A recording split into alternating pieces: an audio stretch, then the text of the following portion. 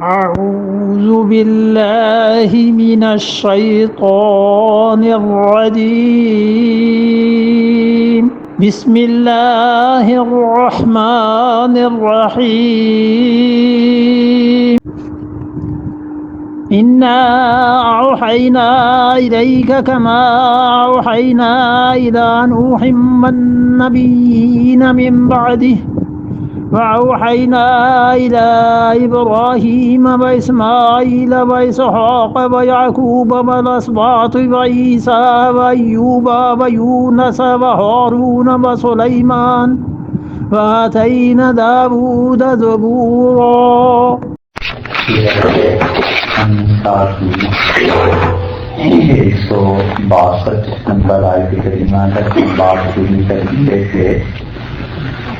اور اللہ تعالیٰ نے اس آخری آیت کریمہ میں یہ بات بیان کی تھی کہ وہ لوگ جو علم میں پختہ اور پکے ہیں ان یہودیوں میں سے اللہ نے ان کی شہادت، ان کی گواہی اور ایمان والوں کی گواہی کی اس بات پر دلوائی کہ اللہ کی وحدانیت اور اللہ کی توحید اور یہ چیز مسلمہ امور میں سے ہے، اور یہ جو عقیدے کی چیزیں اللہ نے بیان کی ہیں یہ سب کی سب کی بغاطل برحق ہیں. اور اس آیت کریمہ سے یہ معلوم ہوا کہ اللہ کے ہاں جو لوگ راسخ کے علم ہیں ان کی بڑی حیثیت ہے، اور اس حیثیت کی وجہ یہ ہے کہ حضور اکرم صلی اللہ علیہ وسلم کے بعد اب امت میں نیابت جو چلی ہے ان طرف چلی ہے. اور راسخ کے علم جو انسان ہوا کرتا ہے اس کا حال جو بھی ہو، مگر یہ ہے کہ وہ چاہے بظاہر اتنا لکھا پڑا نہ بھی ہو تو بھی جو اللہ کی بات کے مخالف میں بات جاتی ہے وہ انسان اس کو محسوس کرتا ہے،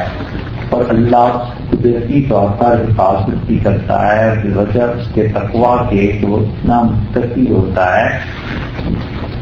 کہ بظاہر اس میں لکھا پڑا نہیں ہوتا، مگر اس کے باوجود اس انسان کو اللہ کی طرف سے رہنمائی ملتی ہے. اور راسخ العلم جو ہے اس کا حال یہی ہو جاتا ہے کہ علم اصل میں اللہ کے ساتھ تعلق کا نام ہے، اور ہر وہ علم جو انسان کو اللہ کا نام ہے، اور ہر وہ علم جو انسان کو اللہ کی راہ نہ دکھائے وہ جہالت ہے، اور ہر وہ چیز جو انسان کو اللہ کی راہ دکھاتی ہے، انسان اس کے ذریعے اللہ تک پہنچتا ہے، وہ علم ہی کے ضمن میں شمار ہوتی ہے. ایک آدمی بظاہر رزق کماتا ہے، گاڑی چلاتا ہے، ڈرائیونگ کرتا ہے، کوئی اور کام کرتا ہے، ڈاکٹر ہے، انجینئر ہے، اور وہ بار بار اس بات کا دن میں 1000 مرتبہ 100 مرتبہ خیال کرتا ہے کہ میرے پیسے میں کوئی حرام کا عنصر نہ شامل ہو جائے، اللہ نے اس سے منع کیا ہے، مجھے وقت پورا کرنا ہے، یہ کام کرنا ہے، یہ کام کرنا ہے. تو جتنا بھی اس کا احتیاط کا پہلو اللہ کے خوف اور اللہ سے تعلق کی وجہ سے بڑھتا چلا جاتا ہے وہ در حقیقت اس کا علم ہے، اور اللہ کی اسے معرفت حاصل ہوئی ہے، اس معرفت نے اس کو مجبور کیا کہ اپنے آپ کو ٹھیک رکھے. تو یہ بھی اللہ کے ساتھ تعلق اور علم ہی کی ایک قسم ہے، اگرچہ ظاہر میں اس کی کوئی چیز ایسی بنتی نہ بھی ہو تو بھی اللہ کی معرفت اسے حاصل ہے. اس لیے اللہ تعالی نے جب ذکر فرمایا اس چیز کا کہ دیکھو کون کون لوگ ہیں جو ثابت ہیں علم میں، وہ ہیں ان میں سے، اور جو ایمان والے ہیں جو چیز نازل کی گئی اس کو مانتے ہیں، نماز کو پڑھتے ہیں اور قائم کرتے ہیں، اور ساری وحی پر ایمان رکھتے ہیں، اور ایسے لوگ جن چیزوں کو مانتے ہیں ہم انہیں بہت بڑا اجر دینے والے ہیں. اتنی ساری باتوں کے باوجود جو کل یہودیوں کے جرائم اللہ تعالیٰ نے گنے 15 کے قریب وہ جرائم کے باوجود ان کی بات کا جواب نہیں ہوا. انہوں نے مطالبہ یہ کیا تھا کہ ایک کتاب ایسی نازل ہونی چاہیے جسے ہم دیکھیں، پڑھیں اور اس کو آپ دیکھیے جو اصل مطالبہ ان کا تھا وہ تو 153 نمبر آیت میں آیا نا کہ یسألک اہل الکتاب ان تنزل علیہم کتابا من السماء، اور آپ سے مانگتے ہیں، سوال کرتے ہیں یہ یہودی جنہیں کتاب دی گئی تھی، ان تنزل علیہم کہ ان پر آپ نازل کیجئے، ان کے پاس آپ لے آئیے کتابا من السماء آسمان سے کتاب۔ اس کا جواب نہیں ہوا، یہ تو کہہ دیا کہ فقط سالو اب موسیٰ اکبر من ذالک، موسیٰ علیہ الصلوۃ والسلام ان سے اس سے بھی بڑی چیز یہ مانگ چکے ہیں۔ یا تو آپ یہ کہہ لیں جیسے کہ بعض مفسرین اس طرف گئے ہیں کہ بس یہی جواب تھا کہ اللہ نے کہا ان کی بات ہی کیا پوچھتے ہو، آپ سے تو ایک کتاب کا مطالبہ کر رہے ہیں، اور اس سے پہلے موسیٰ علیہ السلام سے اس چیز سے بڑھ کے مطالبہ کر چکے کہ ہمیں وہ ذات دکھا جس ذات نے کتاب نازل کی ہے۔ یہاں تو صرف کتاب کے بارے میں بات ہو رہی ہے آپ سے، اور یہ یہودی اس حد تک گستاخ ہیں کہ پچھلے زمانوں میں یہ جس نے کتاب نازل کرنی تھی اس کے بارے میں بھی باتیں کرتے تھے۔ یا تو یہ جواب ہو گیا، اور یا جواب پھر اب آ رہا ہے کہ انہوں نے کہا تھا نا کہ کتاب ایسی نازل ہونی چاہیے، اللہ تعالی نے یہاں سے وہ جواب شروع کیا ہے 163 نمبر آیت سے کہ یہ جو کہتے ہیں کہ ایک دم سے ساری کتاب لکھی ہوئی آ جائے، انا اوحینا ہم نے وہی بھیجی ہے آپ کی طرف، الیکا آپ کی طرف، کما اوحینا الی نوح جیسے کہ ہم نے وہی بھیجی تھی حضرت نوح علیہ الصلوۃ والسلام کی طرف، کوئی ساری کتاب ایک دم سے تھوڑی ہی دے دی تھی، ہم نے ان کی طرف بھی ایسے آہستہ آہستہ وہی بھیجتے رہے۔ تو یہ کہنا کہ آپ کو پوری کتاب ایک دم سے مل جائے تو بھئی آخر کیوں؟ ان انبیاء علیہ الصلوۃ والسلام کی جو وحی تھی اگر وہ مانی جا سکتی تھی تو آج اس ہستی پر جو تھوڑا تھوڑا کر کے قرآن نازل ہو رہا ہے ان کی بات کیوں نہیں مانی جا سکتی، ان کی وحی پہ ایمان کیوں نہیں لایا جا سکتا؟ اس لیے فرمایا کہ انا اوحینا الیک کما اوحینا الی نوح، اور ہم نے وحی بھیجی ہے آپ کی طرف ایسے ہی جیسے ہم نے وحی بھیجی تھی حضرت نوح علیہ الصلوۃ والسلام کی طرف، والنبیین من بعدہ، اور انبیاء علیہ الصلوۃ والسلام من بعدہ جو اس کے بعد آئے، ہی کی ضمیر لوٹی حضرت نوح علیہ الصلوۃ والسلام کی طرف، یعنی ان کے بعد بھی جو انبیاء علیہ السلام آتے رہے ہیں ہم نے ان کی طرف بھی وحی بھیجی تھی، وَأَوْحَيْنَا إِلَىٰ إِبْرَاهِيمَ، اور ہم نے وحی بھیجی تھی حضرت ابراہیم علیہ الصلوۃ والسلام کو، وَإِسماعیل اور اسماعیل علیہ السلام کو، وَإِسْحَاقَ اور اسحاق علیہ السلام کو، وَيَعْقُوبَ اور یعقوب علیہ الصلوۃ والسلام کو، وَالْأَسْبَاطِ اور ان کی اولاد علیہ الصلوۃ والسلام ان کو بھی، وَعِیسیٰ اور اس عیسیٰ علیہ الصلوۃ والسلام کو بھی انجیل کوئی ایک دم سے ساری نہیں دے دی گئی، ان کی طرف بھی وحی بھیجی تھی، وَأَیوبَ اور ایوب علیہ الصلوۃ والسلام کو، وَیونس اور یونس علیہ الصلوۃ والسلام کو، وہارون اور ہارون علیہ الصلوۃ والسلام کو، وسلیمان اور سلیمان علیہ الصلوۃ والسلام کو، وآتینا داؤد زبورا اور حضرت داؤد علیہ الصلوۃ والسلام کو تو ہم نے زبور عنایت فرمائی تھی۔ تو یہ سارے انبیاء علیہ الصلوۃ والسلام پر جو ہم نے وہی بھیجی ہے یہ آہستہ آہستہ ہی تو بھیجتے رہے، ان کو مانتے ہیں، آپ کو نہیں مانتے۔ ورسلن اور کتنے ہی رسول تھے، قد قصصناہم ہم نے سنائے ہیں ان کے حالات علیکا آپ کی طرف، یعنی آپ پہ وہی نازل کی ہے، من قبل اس سے پہلے، ورسلن اور کتنے ہی رسول ہیں، لم نقصصہم علیک جن کے حالات ہم نے آپ کو نہیں سنائے ہیں۔ وَكَلَّمَ اللَّهُ مُوسَىٰ اور موسیٰ علیہ الصلوۃ والسلام کو کے ساتھ باتیں کی اللہ نے، تکلیمہ بول کے باتیں کی۔ تو اللہ نے جو بول کے باتیں کی تھیں تورات کے علاوہ بھی تو وہی نازل ہوئی تھی، یہ خدا کا باتیں کرنا ان سے براہ راست یہ بھی تو وہی کی ایک قسم ہے۔ تو آج جو تم پابندی اور شرط عائد کرتے ہو کہ وہی ایسی ہونی چاہیے جو بالکل باقاعدہ پوری کتاب آ جائے، تو باقی سب کو تم مانتے ہو جن پہ آہستہ آہستہ وہی نازل ہوتی رہی ہے۔ تورات دفعتاً ایک مرتبہ دے دی گئی، لیکن حضرت موسیٰ علیہ الصلوۃ والسلام سے اللہ کی باتیں تو ہوئیں، تو وہ باتیں بھی تو وہی تھیں، ان کو مانتے ہو، اور ادھر جب خدا کی باتیں آتی ہیں ان کو تم نہیں مانتے۔ اس لیے پھر دیکھیے یہ تو ہو گیا اس کا اجمالاً جواب جو انہوں نے سوال کیا تھا۔ اب اس آیت کریمہ کی تشریح دیکھتے ہیں کہ انا اوحینا ہم نے وہی بھیجی۔ سب سے پہلی بات تو یہی صاف کر دی کہ یہ وہی بھیجنے والے ہم ہیں، کوئی اور نہیں۔ شیاطین بھی وہی بھیجتے ہیں اور وہ اپنے دوستوں کے دلوں میں ڈالتے ہیں کہ تم نے ایمان والوں سے کیسا جھگڑا کرنا ہے، کسی انسان کے ساتھ کیسے تم نے بدتمیزی کرنی ہے، اللہ کے بندے کے ساتھ جو خدا کے دین کی طرف دعوت دے رہا ہے اور اللہ کے دین کی طرف بلا رہا ہے۔ اسی لیے قرآن پاک نے کہا اللہ تعالیٰ نے کہ وَإِنَّ الشَّيَاطِينَ لَيُوحُونَ، اور شیاطین وحی کرتے ہیں اِلَىٰ أَوْلِيَائِهِمْ، اپنے دوستوں کے دلوں میں ڈالتے ہیں لِيُجَادِلُوكُمْ، تاکہ وہ تم سے جھگڑیں اور لڑائی کریں۔ سو جو کوئی بندہ بھی اللہ کی طرف بلاتا ہے اور کچھ لوگ اس سے لڑنے جھگڑنے کو تیار ہو جاتے ہیں تو سوچ لینا چاہیے آسانی سے کہ اب شیطان نے اس کے دل میں یہ بات ڈال دی کہ یہ لڑے، اور میں بھی محفوظ تو ہوں نہیں، میرے دل میں بھی یہ شیطان بات ڈالے گا کہ میں اس کا ترکی بترکی جواب دوں، میں بھی لڑنا شروع ہو جاؤں، تو اگر لڑائی میں ہی بات رہ جائے گی تو اللہ کے دین کا پیغام اس تک کیسے پہنچے گا؟ اور جو حکم اللہ نے مجھے دیا ہے وہ یہ ہے کہ اگر پیغام پہنچانا ہے تو پھر نرمی کے ساتھ بات کرنی پڑے گی، کیونکہ حضور اقدس صلی اللہ علیہ وسلم کے لیے بھی اللہ نے یہی کہا ہے کہ آپ ان کی گستاخی پہ صبر کیجیے، اور اس پہ موسیٰ علیہ السلام سے بھی اللہ تعالیٰ نے یہی کہا تھا، اور اس پہ ہارون سے بھی کہ تم لوگ جب جاؤ گے ان لوگوں کو دعوت دینے کے لیے فَقُولَا لَهُ قَوْلًا لَيِّنًا، تو فرعون سے نرمی سے بات کرنا۔ ایک تو حضرت موسیٰ علیہ السلام کا مزاج مبارک خود سخت تھا، اور اوپر سے اللہ تعالیٰ نے جو وحی کی تو اس وحی کا تحمل کوئی معمولی سی چیز تھی۔ اللہ تعالیٰ نے فرمایا کہ اچھا ایسے ہے کہ جائیں گے تو آپ صحیح، لیکن نرمی سے بات کرنا ان کے ساتھ۔ جب تک جہاد کا حکم نہیں آیا، سختی کا حکم نہیں ارشاد فرمایا گیا،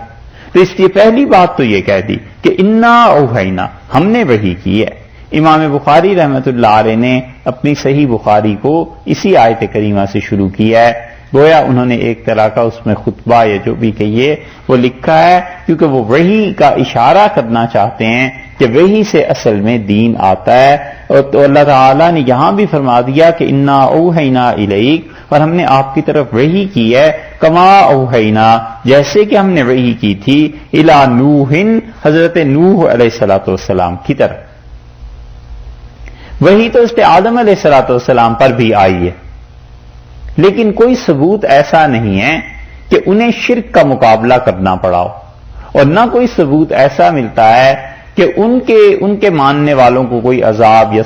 عذاب دیا گیا، اور ثواب تو خیر ملے ہی ہوگا، عذاب نہیں دیا گیا۔ حضرت نوح علیہ السلام پہلے نبی ہیں جو دعوت کے نبی ہیں، جنہوں نے لوگوں تک اللہ کا دین پہنچایا ہے، اور شرک کے خلاف انہوں نے بات شروع کی ہے۔ نتیجہ یہ نکلا کہ انہیں قوم سے تکلیف اٹھانی پڑی، اور پھر انہیں لڑائی جھگڑے یہ سب چیزیں برداشت کرنی پڑی ہیں، اور حتیٰ کہ اللہ کا عذاب پہلی مرتبہ اس دنیا میں جو آیا ہے یہ انہی کی قوم کو آیا ہے، اور وہ پانی کے ساتھ دیا گیا۔ تو اس لیے سب سے پہلے حضرت نوح علیہ السلام سے تشبیہ دی، اور گویا دوسرے لفظوں میں یہ بتا دیا کہ جس طرح یہ اولو العزم پیغمبر تھے، رسول تھے علیہ السلام، اور وہ برداشت کرتے رہے ہیں خدا کے راستے میں، دین میں، دعوت میں، تکالیف اور مصائب کو آپ کو بھی برداشت کرنے پڑیں گے۔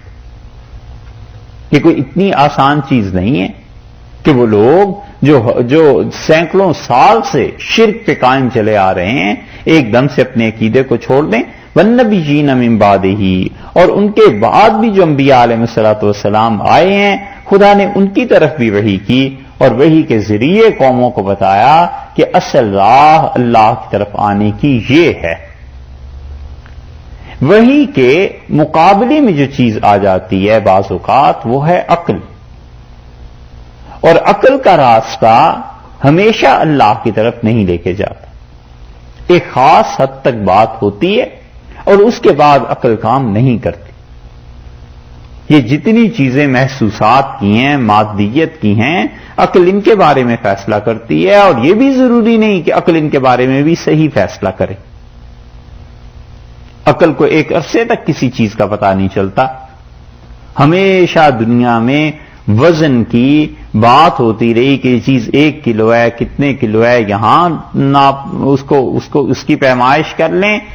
امریکہ میں اور ہندوستان لے جائیں اور دنیا کے کسی سرے پر لے جائیں، وہ 1 کلو ہی رہتا تھا۔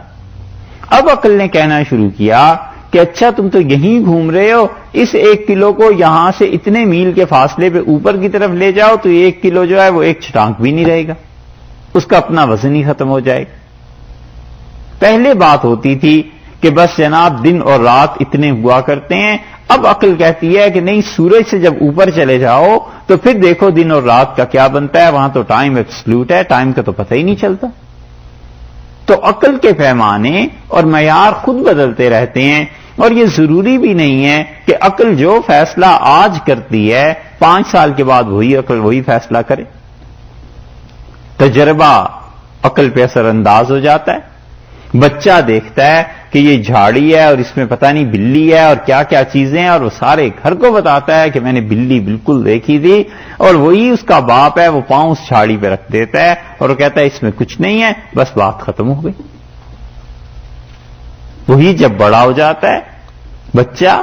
تو پھر اسے احساس ہوتا ہے کہ وہ تو سب کچھ ایسے ہی فضول باتیں تھیں جو میں سوچتا اور دیکھتا رہا۔ عقل کا پیمانہ خود بدلتا ہے، اس کے باوجود عقل ایک حد تک رہنمائی کرتی ہے، بس اس سے زیادہ نہیں۔ جہاں پہ پہنچ کے عقل ناکام ہو جاتی ہے، اور ناکامی کیا، عقل بیچاری کے بس کی بات ہی نہیں رہتی ہے، وہاں پر پہنچ کے انبیاء علیہ الصلوۃ والسلام، ان کی نبوت اور اللہ کی وہی ہاتھ پکڑ لیتی ہے اور وہ کہتی ہے کہ اب ہم رہنمائی کرتے ہیں، اب کدھر چلنا ہے۔ انسان کتنا بوجھ اٹھا لے گا، کبھی سے کبھی، اور بہادر سے بہادر جس نے پریکٹس کی ہو، آخر ایک حد تک پہنچ کے تھک جاتا ہے، نہیں اٹھا سکتا۔ پھر کرین لگا دیتے ہیں کہ یہ کرین اس بوجھ کو اٹھا لے گی، ایسے ہی کرتے ہیں۔ بس اسی طرح اب کوئی آدمی کہے کہ جناب نہیں ہو سکتا اور یہ کرین کی کوئی ضرورت نہیں، ایسی بات نہیں ہے، یہ مثال سمجھانے کو ہے کہ انبیاء علیہ الصلوۃ والسلام جہاں سے انسانیت کی رہنمائی کرتے ہیں، عقل کی بساط اتنی نہیں ہے کہ اس بوجھ کو برداشت کر سکے، عقل کی قوت اتنی نہیں ہے کہ ان چیزوں کو دیکھ سکے۔ قبر کا عذاب ہے مثلا، عقل جتنا بھی زور لگا لے قبر کا عذاب کیسے ثابت کر سکتی ہے، کیا کر لے گی، کچھ بھی نہیں۔ دلائل دے دیں گے، اس سے زیادہ عقل والے آئے گئے اس کے دلائل کو توڑ دیں گے، چلیے مان لیجیے عقل سے بھی ثابت ہو گیا، لیکن حضور اقدس صلی اللہ علیہ وسلم جس بنیاد پر کہتے ہیں وہ بنیاد عقل نہیں ہے، وہ اللہ کی وحی ہے، اور وحی کے ذریعے جو دین آتا ہے اس دین کا اعتبار ہوتا ہے، عقل کے ذریعے آنے والے دین کا زیادہ اعتبار کیا نہیں جا سکتا۔ اس لیے جو لوگ اس بات میں ہوتے ہیں کہ ہر بات کی لاجک پتہ چل جائے، بنیادی طور پہ اچھی بات ہے، پتہ بھی چل جاتی ہے، بہت سی چیزیں انسان کی سمجھ میں بھی آ جاتی ہیں، لیکن اس کو بنیاد ایسی نہیں بنانی چاہیے کہ قبول اور رد کی بنیاد بنا لے، تائید کی بنیاد تائید کی ہو سکتی۔ ایک چیز چونکہ سمجھ نہیں آ رہی لہذا وہ کہتا ہے میری عقل میں نہیں آتی، اس وجہ سے میں مانتا نہیں ہوں، یہ غلط بات ہے۔ اور ایک چیز سمجھ میں آئے نہ آئے مانتا ہے، کہتا ہے بالکل ٹھیک ہے، شریعت کا حکم ہے، میں اسے مانتا ہوں، عمل بھی کروں گا، مگر میں چاہتا ہوں کہ مجھے اس کے بارے میں پتہ چل جائے کہ اللہ تعالیٰ نے کیوں یہ حکم دیا ہے، میری بھی سمجھ میں آ جائے، دل کی تسلی ہو جائے گی، یہ بالکل ٹھیک ہے، کوئی حرج نہیں، اس کو سمجھ لینا چاہیے۔ اور اہل علم اسی لیے شریعت کی حکمتوں پہ جو کتابیں لکھتے ہیں وہ اسی نقطۂ نگاہ سے لکھتے ہیں کہ پہلے ماننے والا ہو پھر اسے حکمت سمجھ میں آئے گی۔ اور آپ کو اس کو ذرا سا اوپر کے لیول پر دیکھیں گے تو رسول اللہ صلی اللہ علیہ وسلم کے جتنے معجزات صحابہ کرام رضی اللہ عنہم نے دیکھے ہیں، کافر اتنے نہیں دیکھ سکے، کیونکہ وہ بنیادی طور پر آتے ہی اس نیت سے نہیں تھے کہ ہدایت حاصل ہو جائے، وہ آتے اس نیت سے تھے کہ یہاں سے کوئی نہ کوئی برائی دیکھیں، کوئی عیب دیکھیں، کوئی غلط چیز دیکھیں، مل جائے جا کے لوگوں میں مشہور کر دیں۔ اور صحابہ رضی اللہ عنہ اس نیت سے آتے تھے کہ یہ اللہ کے رسول ہیں، اور کوئی ایسی چیز اگر دیکھنے میں آ گئی جس سے ہمارے ایمان اور یقین میں اضافہ ہو گیا تو وہ ایسی چیزیں دیکھتے بھی تھے، انہیں پتہ بھی چل جاتی تھی کہ یہ رسول اللہ صلی اللہ علیہ وسلم کا معجزہ ہے۔ تو دین جو وحی کے ذریعے آتا ہے حقیقت میں وہ قابل اعتبار ہے، اس لیے اللہ تعالیٰ نے یہاں پر پھر یہ بات کی کہ وہ اوحینا الی ابراہیم، اور ہم نے وحی بھیجی حضرت ابراہیم علیہ الصلوۃ والسلام کو، وہ اسماعیل، اور اسماعیل علیہ السلام کو بھی وحی بھیجی۔ حضرت ابراہیم علیہ الصلوۃ والسلام کی وحی کا ذکر قرآن نے ایک اور جگہ بھی کیا ہے، اور وہاں کہا ہے کہ صحف ابراہیم و موسیٰ، اور ابراہیم اور موسیٰ علیہ السلام کے صحیفے تھے جو ہم نے انہیں دیے تھے. ان کے پاس بھی صحائف آئے، لکھی ہوئی ہوگی ان کی وحی، اب دنیا میں اس کا وجود نہیں ملتا. اور اسماعیل علیہ السلام جب مکہ مکرمہ میں تھے اللہ نے ان پہ بھی وحی کی، مگر اس کا بھی اب ثبوت نہیں ملتا. بس قرآن یہ بتاتا ہے کہ ان پر وحی کی گئی تھی. وہ اسحاق و یعقوب، اور اس پہ اسحاق اور یعقوب علیہ السلام پہ بھی وحی کی. والاسباط، اور یعقوب علیہ السلام کی اولاد کو بھی اللہ نے وحی کی. اس اسباط کا تعلق جو ہے، اسباط کہتے ہیں نا اولاد کو، صد کی جمع ہے، اس کا تعلق یہ پیچھے جو نبی ہیں سے یعقوب علیہ السلام ان سے ہے کہ ان کی اولاد کی طرف بھی اللہ نے وحی کی. اور یعقوب علیہ السلام کے بیٹے جو تھے وہ تو بہت مشہور اللہ کے پیغمبر ہیں، اس سے یوسف علیہ السلام، اور ان کی طرف خدا نے وحی کی، اور اللہ نے ہر طرح سے انہیں نوازا. اللہ نے دنیا کی حکومت بھی انہیں دی، خدا نے ان کی طرف وحی بھی کی، اور اس کے ساتھ ساتھ بڑی چیز خدا نے جس سے نوازا تھا، تیسری، اللہ نے انہیں خوابوں کی تعبیر دکھائی. اسی لیے انہوں نے اللہ سے جب دعا مانگی ہے تو انہوں نے کہا رب قد آتیتنی من الملک، اللہ آپ نے مجھے حکومت دے دی. اور دوسری بات، دوسرا انعام کیا کیا ہے، وعلمتنی من تعبیل الاحادیث، اور اللہ آپ نے مجھے خوابوں کی تعبیر سکھا دی. یہ آپ کا احسان ہے، آپ کی مہربانی. وہ علوم جس میں انسانوں کا بس نہیں ہوتا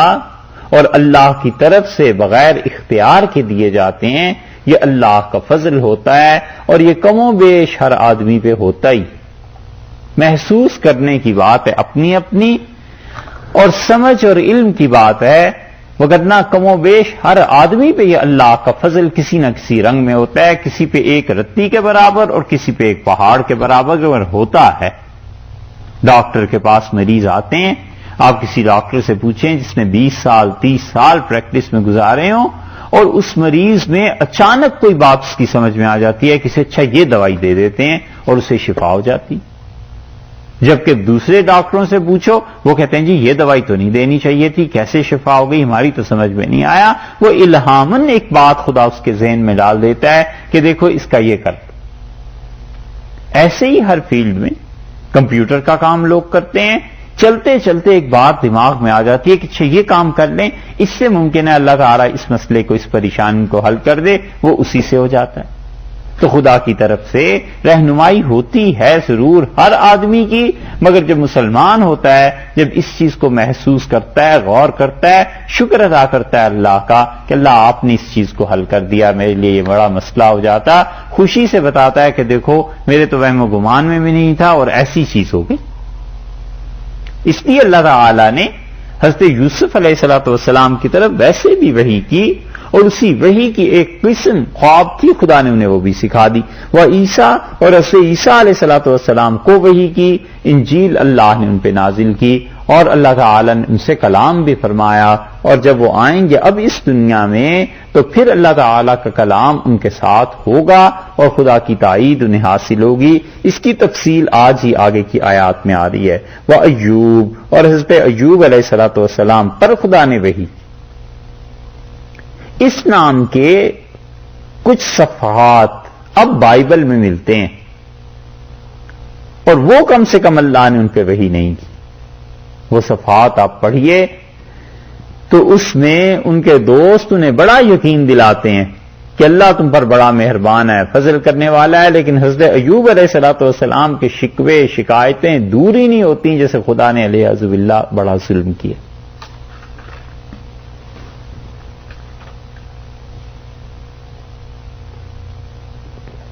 اس لیے وہ تو نہیں ہو سکتا.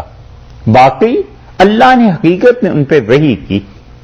اور قرآن پاک نے ان کی تعریف بھی کی ہے. اللہ نے فرمایا ہے کہ نعم العبد، ہمارا بہت ہی اچھا بندہ تھا ایوب. ایک جگہ فرمایا انا وجدناہ صابرا، ہم نے اس آدمی کو پایا ہے بڑا صبر کرنے والا تھا. بہت صبر اس نے کیا. کس چیز پہ صبر کیا؟ قرآن نے اس کی کوئی بحث نہیں کی. کس چیز میں مبتلا ہو گئے؟ نہ کسی صحیح حدیث میں آیا ہے اور نہ ہی قرآن کریم میں کہیں آیا ہے. اور یہ ان کی روایات ہیں بنی اسرائیل کی کہ ان کے جسم میں کیڑے پڑ گئے تھے اور لیاذ باللہ یہ چیزیں ہو گئی تھیں، یہ سب جھوٹ ہے اور اس کو بالکل نہیں ماننا چاہیے۔ خدا اپنے نبی علیہ الصلوۃ والسلام کو تو دور کی بات ہے، اس کے گھر والوں کو بھی کسی ایسی چیز میں مبتلا نہیں کرتا جس سے عام لوگوں کو نفرت ہونے لگ جائے۔ اگر نبی علیہ الصلوۃ والسلام پر کوئی ایسی بیماری آ جائے جس کی وجہ سے لوگ اس کے قریب نہ جا سکیں تو پھر نبوت کا کیا بنے گا، پھر پیغام کیسے پہنچے گا؟ اس لیے محققین نے بڑی سختی سے تردید کی ہے ایسی روایات کی۔ وہ کہتے ہیں بس اللہ نے انہیں آزمایا تھا، جو بھی آزمائش ہوئی ہوگی۔ یہ ہو سکتا ہے کہ نبی علیہ الصلوۃ والسلام کو بخار ہو جائے، رسول اللہ صلی اللہ علیہ وسلم کو ہو گیا تھا۔ یہ ہو سکتا ہے کہ کھانسی، نزلہ، ایسی چیزیں ہو جائیں، اس سے عام انسانوں کو نفرت نہیں ہوتی۔ لیکن ایسی بیماریاں جیسے کوڑ ہے، چیچک ہے، اس قسم کی بیماریاں جس میں کیڑے پڑ جانا، یہ نبی کو اللہ اگر دے دے گا تو پھر اس کی نبوت کا پیغام رک جائے گا، لوگ آئیں گے نہیں سننے کے لیے، لوگ دور سے بھاگیں گے۔ اسی طرح یہ ہو سکتا ہے کہ نبی علیہ الصلوۃ والسلام کی بیوی کافرہ ہو، لیکن یہ نہیں ہو سکتا کہ اس کا کردار برا ہو، کیونکہ اگر اس کے اپنے گھر میں سے لوگوں کا کردار برا ہو جائے گا تو لوگ کہیں گے پہلے اپنے گھر کو تو ٹھیک کر لو، تمہارا تو کردار ایسا ہے۔ اور کفر سے چونکہ عام طور پہ نفرت نہیں نہ ہوتی لوگوں کو، تو اس لیے وہ کفر انبیاء علیہ السلام کی بیویوں میں آ جائے وہ ہو جاتا ہے، لیکن ایسی چیز جو ان کے نبوت کے پیغام کو روکنے والی چیز ہو وہ انبیاء علیہ السلام کے ساتھ نہیں ہوتی۔ تو حضرت ایوب پر اللہ نے وحی نازل کی علیہ الصلوۃ والسلام، اسی قرآن نے کہا ہے کہ انا وجدناہ صابرا، ہم نے بڑا صبر کرنے والا بندہ پایا۔ ایک جگہ فرمایا نعم العبد، ہمارا بہت ہی اچھا بندہ تھا۔ ایک جگہ اللہ تعالی نے فرمایا کہ اس نے ہم سے دعا مانگی اور کہا رب انی مسنی الضر، اللہ مجھے اب تکلیف پہنچ گئی ہے بہت شدید، وانت ارحم الراحمین، اور اللہ سب سے زیادہ جو رحم کرتا ہے وہ آپ ہی کی ذات ہے، اب مجھ پہ بھی کرم۔ حسن ادب ہے مانگنے میں، کوئی شکوہ نہیں، شکایت نہیں، بس اپنی بات پیش کی اور بہترین الفاظ کے ذریعے کہ اللہ اب تکلیف ہونے لگی ہے مجھے زیادہ، وانت ارحم الراحمین، اور اللہ آپ سب سے زیادہ مہربان ہے، سب سے زیادہ رحم کرنے والے ہیں۔ خدا نے کہا ہے کہ ہمیں اپنا یہ بندہ اتنا اچھا لگا کہ ہم نے کہا اچھا تم اس طرح کرو، ارکض برجلک، اپنا پاؤں زمین پر مارو اور اس سے ایک چشمہ پھوٹے گا اور اس سے تم غسل کرو۔ اور غسل کرنے میں رسول اللہ صلی اللہ علیہ وسلم جب وہ غسل کر رہے تھے تو آسمان سے اوپر سے سونے کی ٹڈیاں برسنے لگی ان پہ، جیسے کسی کا استقبال کرتے ہیں نا آج کل بھی، تو اس پہ پھول نشاور کرتے ہیں۔ اللہ کو یہ اپنا بندہ اتنا اچھا لگا کہ سونے کی ٹڈیاں حدیث میں آیا برسنے لگیں، تو انہوں نے غسل چھوڑ کے چادر بچھائی اور وہ سارا سونا اکٹھا کرنے لگے۔ تو اللہ تعالیٰ نے انہیں وحی کی اور فرمایا لما غنیتک، آپ کو اتنا کچھ دے دیا ہے، اتنا کچھ، تو اب یہ کیا کر رہے ہو؟ اور جواب جو انہوں نے دیا وہ بھی اللہ ہی نے الہام کیا ہوگا۔ انہوں نے کہا عرض کیا پروردگار ولکن لا غنا بی عن برکتک، اللہ جو آپ کی طرف سے برکتیں اور مہربانی ہیں بندہ اسے کیسے چھوڑ سکتا؟ یعنی وہ چیزیں صحیح ہیں کہ آپ نے مجھ پہ بڑا انعام کیا ہے، لیکن تیرا فضل اس سے کب کوئی بے نیاز ہو سکتا ہے؟ یہ تھے اللہ کے ایسے اچھے بندے، قرآن نے ان کا پھر بھی ذکر کئی جگہ پر کیا ہے۔ لیکن وہ چیز جو اب آئی ہوئی ہے اس میں بائبل میں کہ یہ ایسے شکوے کرتے رہے اور شکایتیں، اس کو پڑھ کے معاذ اللہ یہ ہوتا ہے کہ جیسے حضرت ایوب علیہ الصلوۃ والسلام خدا کو ظالم تصور کر رہے ہیں، جو کچھ بھی اس نے آزمائش بھیجی ہے استغفر اللہ، وہ چیز نہیں، لیکن وہی ان پہ آئی ہے۔ قرآن بتاتا ہے وہ یونس، اور یونس علیہ الصلوۃ والسلام پر اللہ نے وحی کی۔ یہ جو یونس علیہ الصلوۃ والسلام پر وحی آئی ہے اس کا ذکر کتاب و سنت میں اور کہیں نہیں آیا، بس اتنا پتا ہے کہ خدا نے ان کی طرف وحی کی تھی۔ کیا وحی ہوئی تھی؟ رسول اللہ صلی اللہ علیہ وسلم نے اس کی تصریح نہیں کی۔ اور ہارون اور سلیمان علیہ الصلوۃ والسلام اللہ نے ان پہ بھی وحی کی۔ سلیمان علیہ الصلوۃ والسلام کی وحی کا کچھ حصہ قرآن نے نقل کیا، اور جو کچھ اس میں آیا ہے بائبل میں، انجیل میں، کہ اس میں سلیمان علیہ الصلوۃ والسلام کے یہ قصے تھے، قصے تو خیر بہت سے جھوٹ آئے ہیں، اور مثالیں جو آئی ہیں وہ بعض چیزیں ایسی ہیں جن کو پڑھ کے اندازہ ہوتا ہے کہ شاید اس میں خدا کی طرف سے وحی کے کچھ جملے شامل ہوں گے. وَآتَيْنَا دَاوُودَ زَبُورًا، اور ہم نے اس پہ داؤد علیہ السلام کو زبور عنایت فرمائی. زبرہ کہتے ہیں کسی چیز کا لکھنا، تحریر کرنا. تو معلوم ہوتا ہے کہ ایسی کتاب اللہ نے دی تھی جو لکھی ہوئی تھی، جو تحریر ہوئی بھی تھی. اور ان کو جو کتاب خدا نے دی ہے وہ ساری کتاب اللہ کی حمد و ثنا پر اور اللہ سے دعا پر مشتمل، اور اس میں ایسی چیزیں نہیں ہیں احکامات کی، حکم نہیں ہے، بس خدا کی تعریف ہے مسلسل. اور رسول اللہ صلی اللہ علیہ وسلم نے فرمایا، صحیح بخاری میں آتا ہے، آپ نے کہا وہ اپنے اللہ نے زبور ان کے لیے اتنی آسان کر دی تھی کہ وہ اپنے نوکر کو کہتے تھے کہ میرا گھوڑا تیار کرو سواری کے لیے، اور وہ جتنی دیر میں سواری کے لیے تیار کرتا تھا اتنی دیر میں داؤد علیہ السلام زبور پوری پڑھ لیتے. یہ اللہ نے ان کے وقت میں برکت دی تھی. یہ جتنی چیزیں آتی ہیں نا، اصل میں تو بات آتی ہے وہاں جہاں اس پہ سلیمان علیہ السلام کا تذکرہ ہے کہ ٹائم کے ساتھ ان لوگوں کا رابطہ کیسا تھا اور ٹائم میں کیسے ٹریولنگ ہوتی تھی اور اللہ نے کیسی برکت ان لوگوں کو دی تھی. مسلمان صوفیہ میں جو تجدد امثال کا باب ملتا ہے، اور خاص طور پہ یہ ابن عربی رحمۃ اللہ علیہ کے ہاں اگر یہ تجدد امثال کا باب پڑھا ہوا ہو نا آدمی نے، پھر جا کر وہ آیات آسانی سے سمجھ میں آ جاتی ہیں. کبھی وقت ہوا وہاں پہنچے تو انشاءاللہ عرض کریں گے. تجدد امثال کا مطلب یہ ہے کہ ابھی آپ یہاں ہیں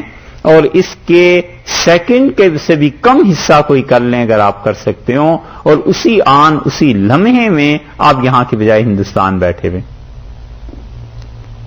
اور ایک ہی سیکنڈ کے ایک حصے میں آپ یہاں بھی نظر آ جائیں اور دوسری جگہ پر بھی نظر آ جائیں. یہ تجدد امثال کا نظریہ ہے جو صوفیہ کے ہاں رہا، اور وہاں پر پہنچ کے ان چیزوں کا پتہ چلتا ہے کہ وقت میں کیسے برکت ہو جاتی ہے اور لوگ وقت میں کیسے کام کیا کرتے ہیں. حضرت داؤد علیہ السلام کے لیے زبور اتنی آسان کر دی گئی تھی کہ وہ کہتے تھے گھوڑے والے کو کہ وہ گھوڑا تیار کرو اپنے سائز کو، اور اتنی دیر میں وہ ساری زبور پڑھ جاتے تھے. اور یہ وہ اصل، اس لیے آپ کو بتا رہے ہیں کہ یہ وہ اصل ہے ان تمام احادیث کی اور بزرگان دین کے واقعات کی جس میں آتا ہے کہ وہ دن میں ایک مرتبہ قرآن پڑھ لیتے تھے، 2 مرتبہ قرآن پڑھ لیتے تھے. حضرت علی رضی اللہ عنہ اتنی جلدی قرآن پڑھ لیتے تھے. وہ ساری کی ساری چیزیں قرآن پاک سے وہاں سے ثابت ہوتی.